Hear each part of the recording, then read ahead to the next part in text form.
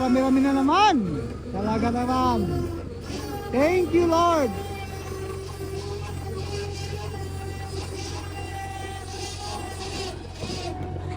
Super fresh, super fresh. Ayan, kinukuha na ng sample. For the record, para malaman kung saan nilalagay ang ating mga isda sa bodega. Anong classification ng isda, guys? Ayan, si Boy Paksim.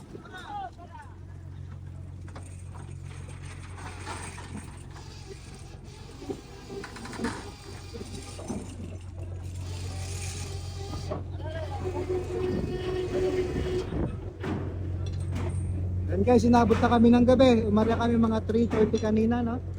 3:30. Ngayon na, anong oras na? 6:30 na ngayon. Nagsasalok pa kami, guys. Kaya sinusukatan yan, guys, para sabi ko nga, for the record, kung saan nilalagay yung mga isda, kung anong bodega, anong classification ng isda, kung ito ba ay yellowfin, 25 tuna, 10 up, 20 up, 30 up, at saka gulyasan, guys. For the record, yan. Para makuha yung timbang. Yan.